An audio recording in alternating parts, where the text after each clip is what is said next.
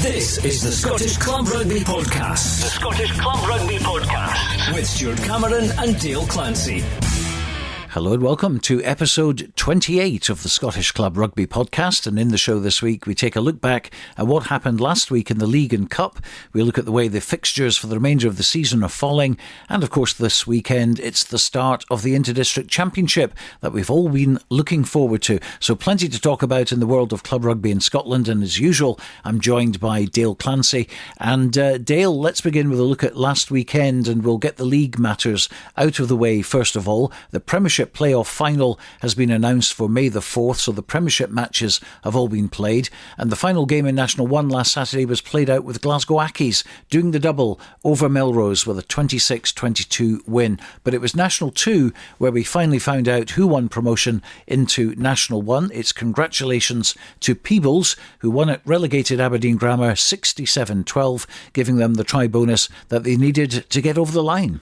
Yeah, you know, it was a big weekend for Peebles, obviously going away from home up to Ruby's Law to play an Aberdeen team that have suffered over the last few years. But, you know, they obviously went behind early on in that game. They conceded the first try, but then from there they never really looked back. I was watching the stream live that the rugby club produced, and, you know, it was a bit of a procession after that. And once you got the fourth try, you could see the celebrations coming. And, you know, from what I've heard as well, you know, it was a very good trip on the way back. Usually bus trips from Aberdeen are pretty good, but I think after you've won the league, it was exceptionally good. And I think there was a little dig there at an ex-Peebles coach as well from one of the players who'd made up one of the songs and given the guys the lyrics. They had the t-shirts ready, so, you know, I think they went into that game relatively positive. But it's been a really successful season for Peebles. You know, they've had the change when Ian Chisholm left and Graham Patterson's came in. And I think he's got a lot out of that team and that squad, a lot of good young players coming through. And, you know, it's great to see. Over the last few years, I think Peebles have made a lot of positive steps in progress on and off the field. And I think that obviously after the weekend, they've got the rewards. I think Graham Patterson has made a huge difference to the mentality of that club. He brings from it a lot of local experience as well. And, you know, there's a great buy-in. The return of Matty Carrier was a huge thing. He's obviously, you know, missed out in that last game because he had a knee injury. But, you know, we think about the brace against Kirkcaldy, you know, his try-scoring exploits throughout the whole season. He's been a real big bonus to that team. But then again, you look at the youngsters and some of those more experienced players now. So Wolfenden getting some good experience in the national setup as well, and like David Collins, he's been a try-scoring machine for Peebles. So difficult league to get out of, and they're going into a really competitive National 1 next year. And I think that Peebles, if they can continue to grow the way that they are, they can only look up. I think they're a real developing club, and they've threatened over the last few years to grow and go on a bit of a trajectory. So hopefully this is the start of something positive. You must be very proud being an ex-Peebles player, even though you tipped Falkirk to go up. Well, I mind speaking to Neil Hogarth, and the mask has to slip now, because every time I was putting Peebles on a bit of a pedestal saying that they were going to go on a run, and then they play Newton Stewart and get beat, and then they draw with them. There was a bit of that. I knew Peebles had been to those places and found it difficult. You know, Beveridge Park has never been a great place mostly for Peebles to go, and they found it challenging this time. And I thought the run of fixtures was easier for Falkirk. The best thing that happened for Peebles was that they came through that game, and it just meant that they over the line they had that game against Aberdeen. Speaking to the few players in the club room after the Newton Stewart draw, they were of the opinion that they had to win with bonus points for all their final games, which is a big task when you had to travel to Stirling, you had to travel to Kirkcaldy. I thought they had the harder run. I did want to try and take a bit of pressure off of Peebles. I'm a Peebles fan, I'm a Peebles boy, so, you know, I did want to try and take a bit of pressure off the guys. I was getting a hard time for saying Falkirk were favourites. On the bus coming back... Rightly so. Yeah, on the bus coming back, Greg Rayburn was telling me that he still thinks I'm going to be saying Falkirk are favourites on this podcast, even though the league's finished. But or do you think they'll be deducted a few points or something? No, they. I bloody hope no. But, you know, it's great to see, you're saying there about being proud, and I think that, you know, over the years that I've played and been with Peebles, I was ball boy when they were in the Premiership, and they had some great players like David Dillon and, you know, Danny Kashula, Chris Foster, you know, a lot of good players, Drew Moore being one of them, Scott Nichol. You know, I used to watch those players and want to emulate them. And then when the time I played for them, we kind of flirted between being almost just not good enough to get in the Prem and sometimes not even good enough to stay in that one. So, you know, it was difficult times trying to keep players in the change, and it's great to see a bit of stability in that club. Like, you just go in, the atmosphere in that club's terrific. I think a lot of rugby clubs sometimes find it difficult to get people into the doors to drink behind the bar and stuff, but yeah, that club, I've only got good things to say about it now. It's terrific to see, and it's great to see them get success. So well done to Peebles. They'll be playing National 1 rugby next season. In National 3, Cartha Queen's Park beat Hamilton in the big basement clash 57-22. So sadly it will be Hamilton who are relegated after a promising start to the season, but they picked up no wins, and with one game to go at Orkney, they'll be going down to Division 4. What a trip to end your season. It's obviously it's been a difficult season for Hamilton. Another big name. We were speaking about it a few weeks ago about the the big names that are further down the leagues now, and obviously there's the restructure coming on. But Hamilton are another team that have played at a really high level over the last few years, and all of a sudden that player retention, the movement of players has been quite turbulent for them. So obviously they see themselves dropping a division, but they'll know now the pressure's off them, and hopefully they can go to Orkney, and I'm sure they'll enjoy it. I think that might be a better trip than coming back for Aberdeen. Well, in the other game in National 3, Dumfries beat West of Scotland 37-28. We'll turn to the Scottish Cup, and 3 of the 4 quarter-finals were played. Edinburgh were in Dublin, of course, so got dispensation to play their game against Heriot's Blues. That's happening on April the 13th. In the other 3 matches, Dundee 0, Hawick 36, Musselburgh 14, Curry 83, and Marr 38, Watsonians 10. So all 3 games really going to form. Yeah, they've all went to form there. I think probably the surprising one there is Curry. I think they've really I think to be able to win in a quarter final against an opponent in the same league as you, away from home. Yeah, away from home. That's a phenomenal result, and I think that's a warning shot to Hawick. Obviously we look at the competitions that are coming up. We've got the Premiership final. We've also got the semi-finals and stuff to play, but certainly Curry have flexed their muscles in that game. I think the game for Marr, obviously they were finding it difficult against Watsonians for periods of that game, but were able to pull away. So yeah, all the games going to form, and obviously Hawick again showing their defence, wins some games. Almost looks like a bit of an underwhelming performance against a poor Dundee team, but not to concede any points. It shows that Dundee were never near threatening the uprights. So yeah, all going to form, and again it probably gets to that time now where we can get a little bit excited about the Cup, because it's starting to mean something now. I was going to say, because in the League Cup we had several teams pulling out of round 2, so let's go through these anyway and give you the story of that one. Kirkcaldy 17, Howarfife 19, Boroughmuir 29, Berwick 15, Dunfermline 27, Stirling County 38, and the game between Falkirk and Strathmore has a story attached to it. Strathmore have been disqualified after beating Gordonians in the previous round, but they fielded an ineligible player.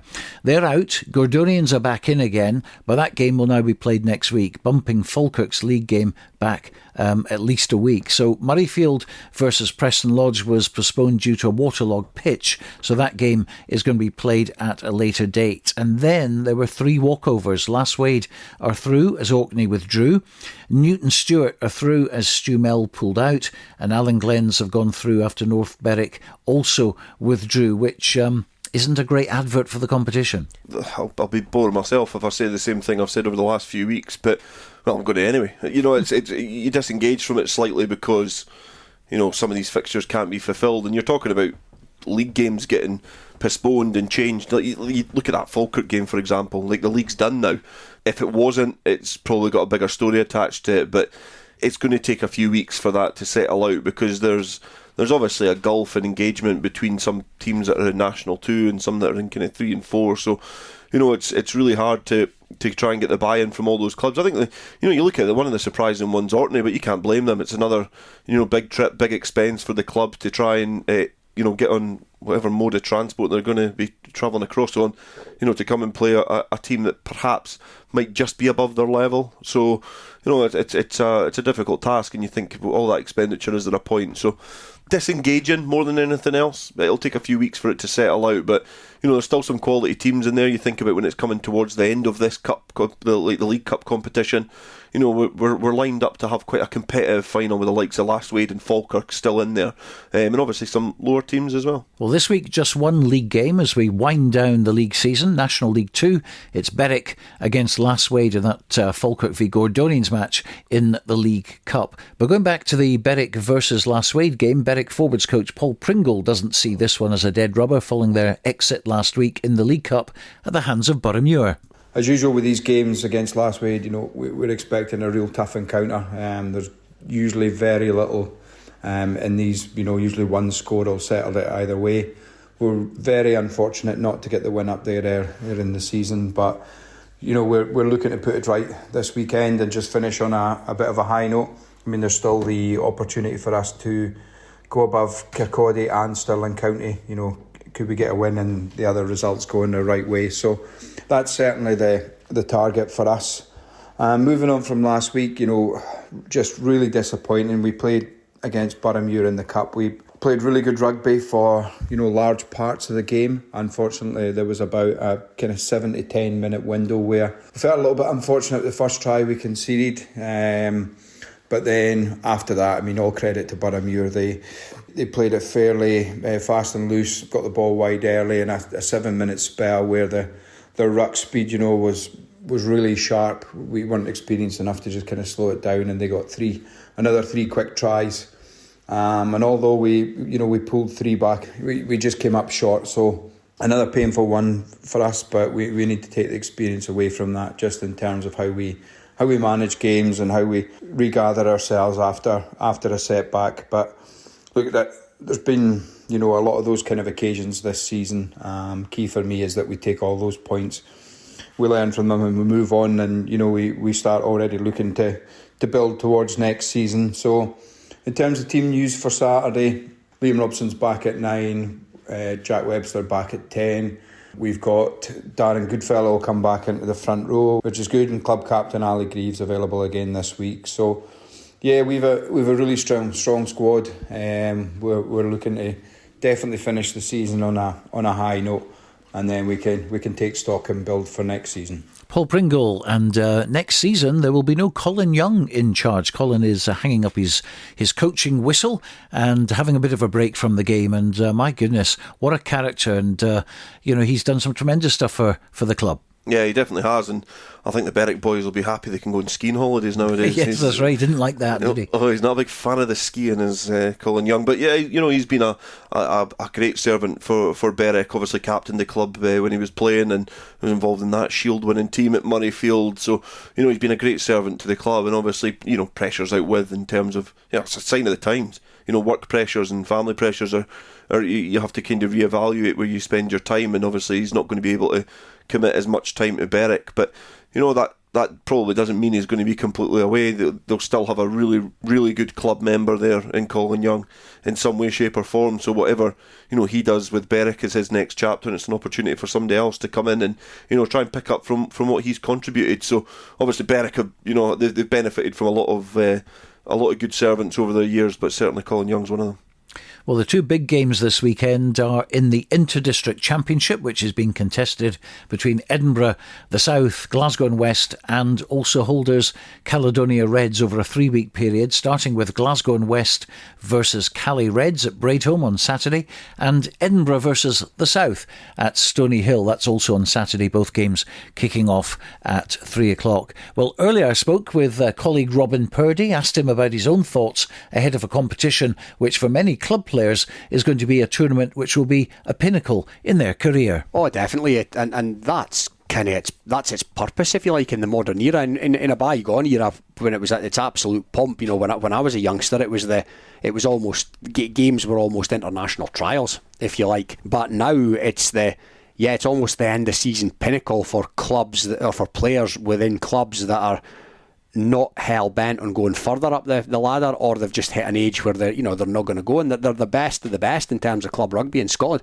And I think it's there for a brilliant thing. And if they can bring the club or even one game a season for the club international, then that's even better. And then you've got a bit of a feeder pathway into that via the Inter-District Championship. But yeah, it's recognition for the best players in each of the regions that have performed the best in what has been a good Premiership season, and it's recognition for them. And it just means that if you're prepared still in your late 20s, early 30s to slog away Tuesday night, Thursday night, through the winter, gym work in between, do your thing on a Saturday, you've got something to continue to aim for, even if you're a player towards the bottom of the league potentially, and you're one of the better performers, then you get a crack at something better come the end of the season. Well, we were talking to Gav Scott on that call the other week about what's going to happen with the club structure, and one of the points I brought up was where does the district championship fit in the big scheme of things with Scottish rugby in the future? And Gav, I think, made a good point that some will be treating this as their Everest, if you like, their pinnacle of what they want to do. And then there'll be others wanting to use it as a stepping stone. It's getting that balance right with the pathway. I think so, and going forward, and we spoke about it in the podcast last week, that it appears now that the SRU, which is entirely the prerogative, they don't now see the club game as being part of the pathway, and they don't see the Inter-District Championship as being part of that. The Inter-District Championship now is the zenith for the club players, and rightly so. I'm all in with that. I think that's great. I don't have a problem with them. The club game being the club game and the pathway being the pathway, and they being two separate things. I just hope that it doesn't get to this part of the season going forward, not this year, but going forward, and all of a sudden they say, there's a couple of guys at Edinburgh that could do a bit of game time, or there's a couple of Scotland or 20 potential Scotland. Can we stick them in the set? I hope they don't cross-contaminate it going forward. If it's going to be the culmination of the season, the recognition for club players, then let's keep it that. It's what I'd hope for, and they don't mix the two up. Well, it's the first time this century the full competition that we've had with all four meeting each other, and I think that's a big step in the right direction.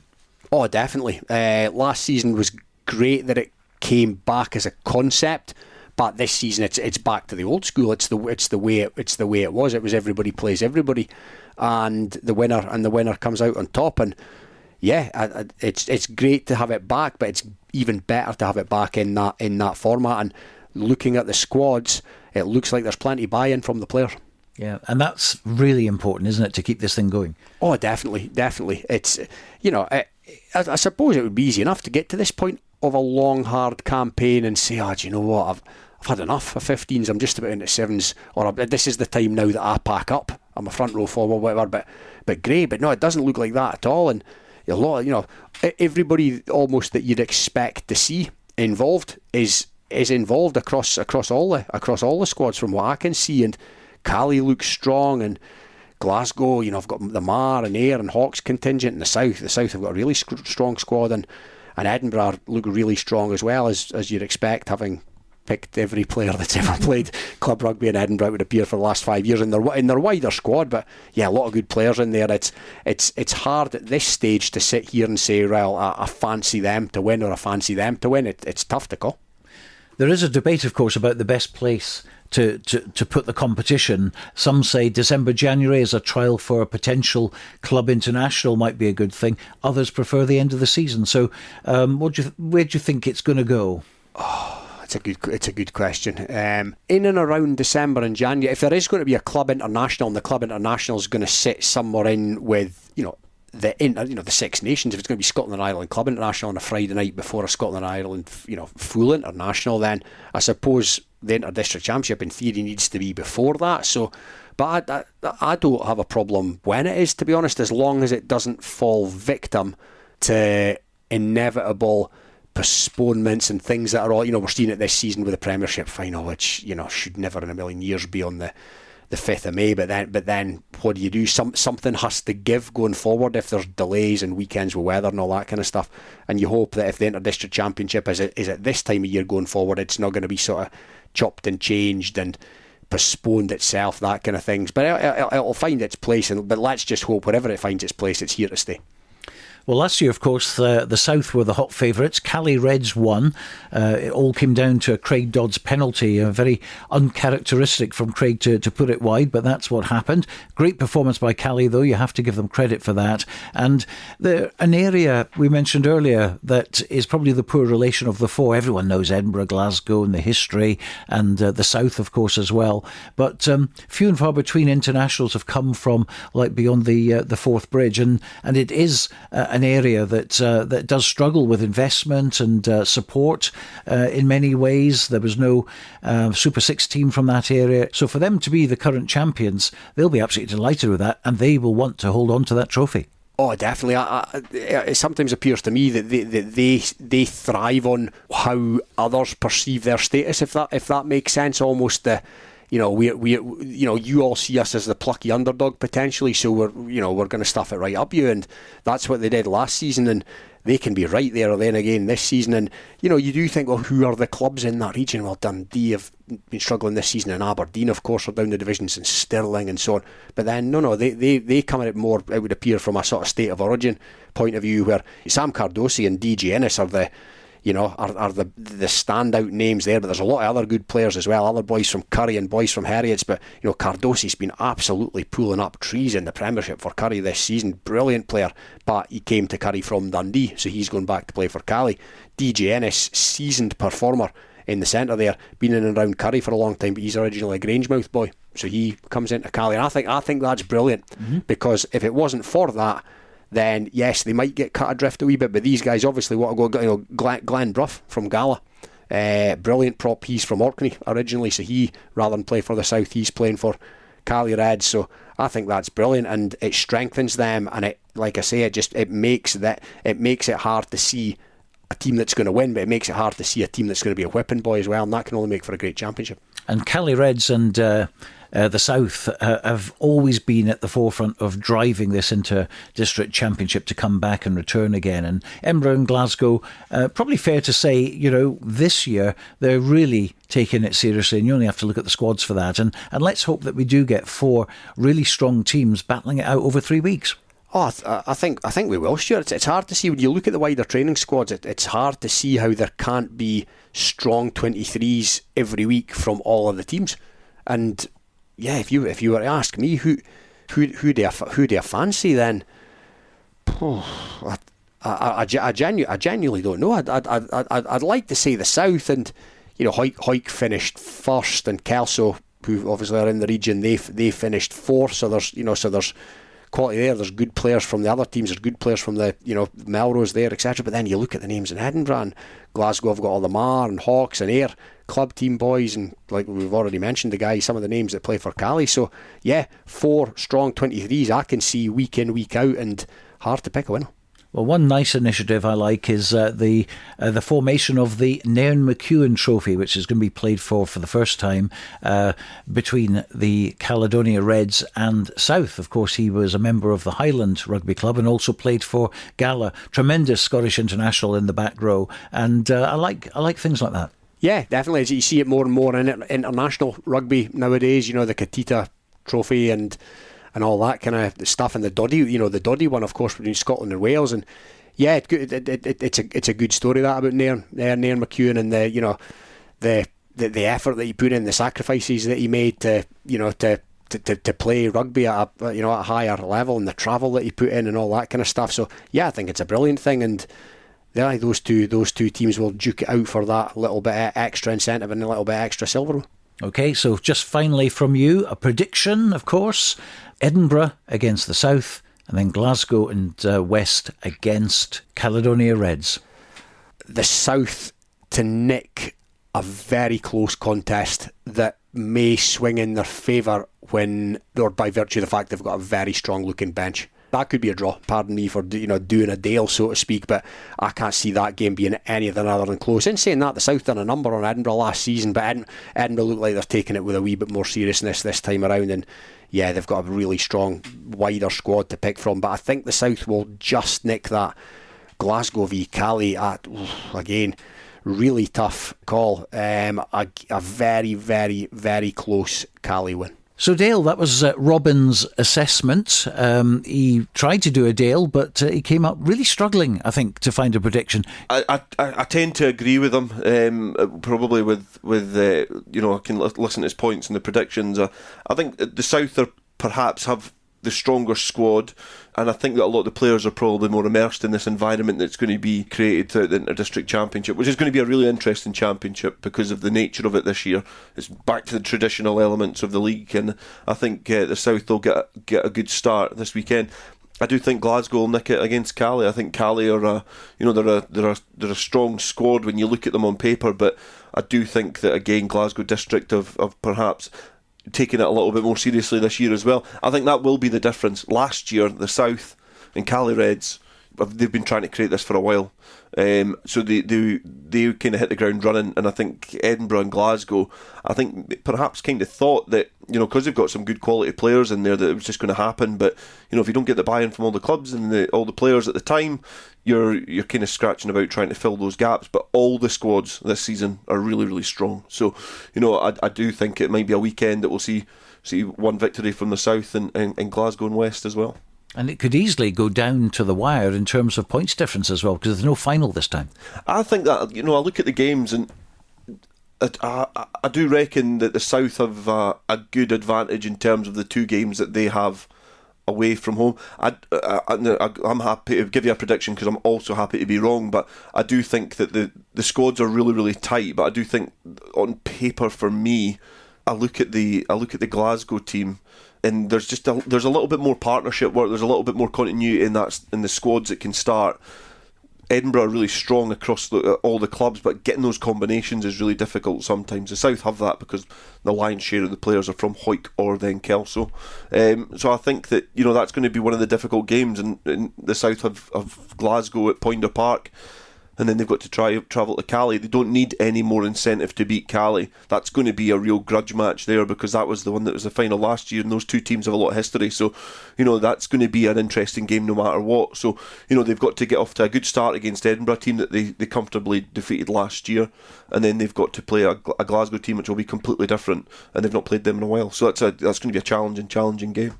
And of course, preparation is vital. And you look at Caledonia and the huge region that represents, and players coming from all over. It's going to be difficult for them to prepare and get boys together training for sessions. Whereas, say, in the South, for instance, all the clubs are about half an hour apart. Yeah, half an hour, 3 hours if you're travelling by tractor in the south of Scotland. But yeah, it's the different challenges that they all face, and that's what comes into preparing your teams. And you've got to look at Cali, though. I think credit where credit's due.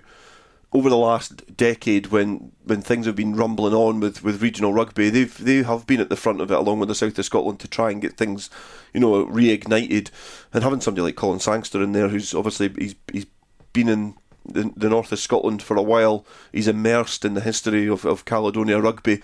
His message will get across pretty comfortably. You've seen it last year when he was, helping support Cali Reds. He brings a lot of experience and enthusiasm to that group of players, and it's about planning as well. There's a big buy-in to Cali Reds. You see it on their social media when you look at everybody's up their game in terms of the visibility of it, which is great. But Cali Reds already had that established, and you can start to see the club logos established linked to the players that are mentioned in the team sheet. They're not hiding as well that it's all rugby in Cali. They've got the Curry logos, and they've got those. They're nodding to where the players have gone on to. But ultimately, it's bringing them back into an environment to try and prepare them as best as possible.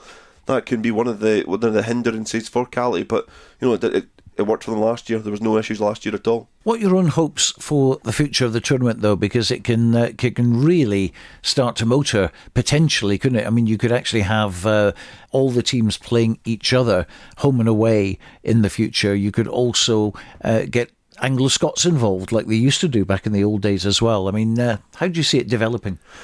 I would almost like to see the inclusion of Anglo-Scots, perhaps. There'd be a bit of a logistical nightmare to try and to bring that in, but I would like to see that. And obviously there was a lot of exposure on Super Series. It was highlights packages and live games and a lot of money thrown at it. I do think there's an opportunity to perhaps make this the pinnacle of Scottish Club Rugby. If you're going to leave Scottish Club Rugby alone and let it be the game that it's going to be, then you still need to put it on a pedestal in some places, and I think that's what the opportunity is there with Inter-District. And there's a bit of growth in there, but it's not growth in terms of coming up with a new idea. It's worked before, and things come round in cycles, and I think that we're almost in that passage now where things are starting to come back around, and the Inter-District has got its rightful place in the calendar. It's making sure that it's accommodated well enough and finding the right position. I know there's a little bit of a disagreement in terms of where it's played in the calendar, but that should be ironed out. If these individuals and the clubs and obviously the bodies at the regional areas want the best for the game, then it has to be backed as well by Scottish Rugby. So I do think that there's a chance there to have these streamed and have these broadcast, a little bit of money thrown behind it as well, because Premiership is well covered by people who like covering club rugby. Yourself, Offside Line, for example. Those bodies love covering the game because they're passionate about it. So if Scottish Rugby are probably going to let them continue, because that's what's going to be, in my eyes, I think they're going to say, look, they're already well covered, so let's not touch them, and let's also not back them. But there has to be some sort of input, and it might be putting the Inter-District on a bit of a pedestal and shining a light on that and saying this is the best, this is the elite in the club game, representing their regions and having that barbarian atmosphere. Well, thanks to Borders Distillery, one of our key sponsors, we'll be covering the 3 South games live on Rugby Radio this Saturday at Musselburgh versus Edinburgh. Then Saturday 30th March at Kelso when South host Glasgow. And finally up at Inverness when the Caledonia Reds play the South. All the shows will start at 2:30 all the way through till 5 o'clock. You'll get the build-up with the coaches and also the post-match player interviews. And again, thanks to Borders Distillery, because they've sponsored a Man of the Match award for the top performing player from the South in the game. There will be highlights of all 3 games on Borders Rugby TV as well, so we're certainly all looking forward to that. Yeah, definitely. And I think that comes back to the conversation before. It's great that we've got local bodies in the south of Scotland that are happy and willing to support the regional game, and that's where the opportunity lies, is making sure that that's consistent across all 4 regions. So it's obviously it'll be great. It'll be keenly contested. All the games will be, really interesting. But it'll be a nice token as well for the man of the match to get an award at the end of the game, and obviously look back on it in a few years' time. And hopefully, from the South of Scotland point of view, they'll be looking back and it was cherished memories of an inter-district championship. But it's not going to be an easy one. And talking about looking back, now that we've just about completed the league seasons, what's your own thoughts on this season that we've just had and the quality of players involved? I think looking back on the season that we've had, there's the frustrations with fixtures, and hopefully in the future we can see that ironed out. I'm not going to fix it in the next kind of couple of minutes. There's no point in me speaking about it. You're asking about the quality of players.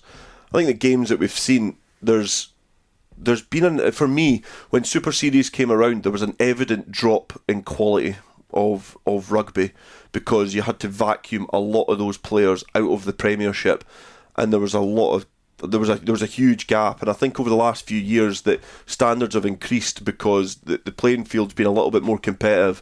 We've seen a lot of players come back into the game that perhaps weren't willing to play semi-professional rugby or wanting to, and they come back with a lot of experience. And I think that certainly at in Premiership level, I think the quality has increased slightly over the last 2-3 years after COVID.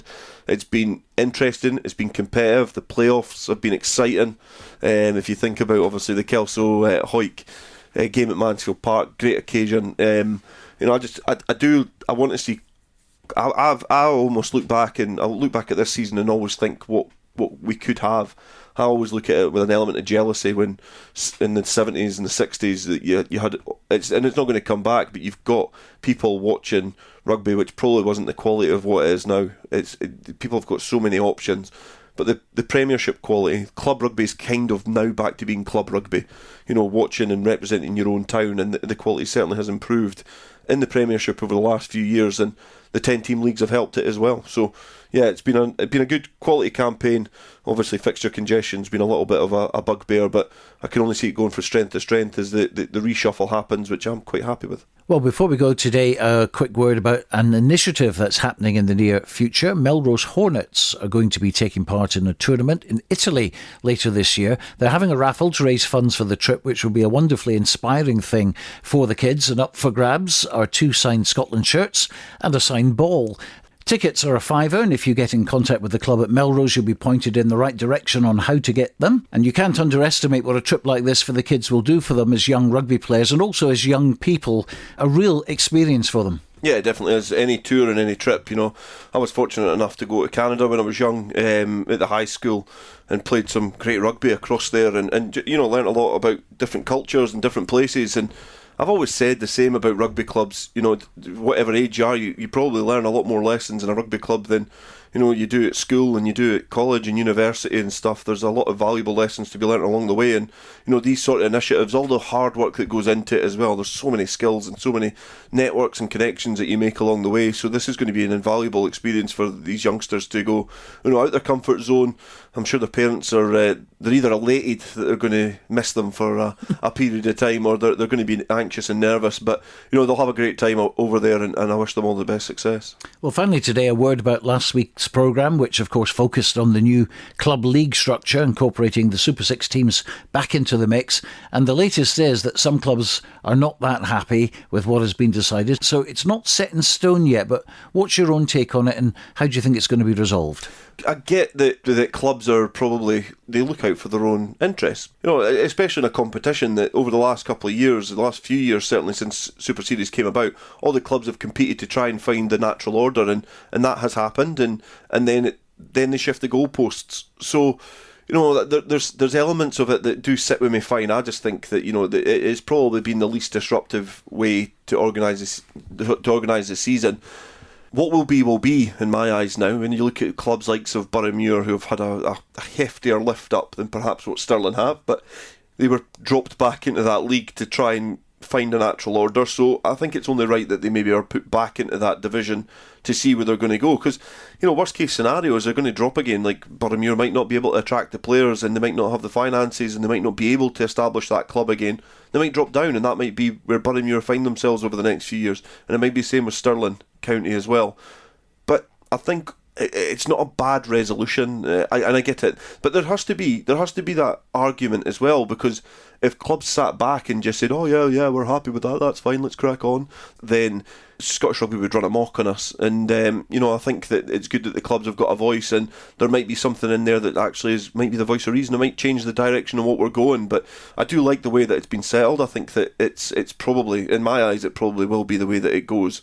I don't see what can happen to change that direction of travel. But it's good to see that clubs have certainly got a voice, and they're airing those views as well in public forums. That's just about it for this week. We are back with another podcast next Thursday, and of course we'll be looking at the Inter-District Championship after round 1. Don't forget, we're on Rugby Radio on Saturday at 2:30 with full commentary and coverage of Edinburgh versus the South from Stony Hill at rugbyradio.co.uk. Until next week, from Dale and myself, bye for now.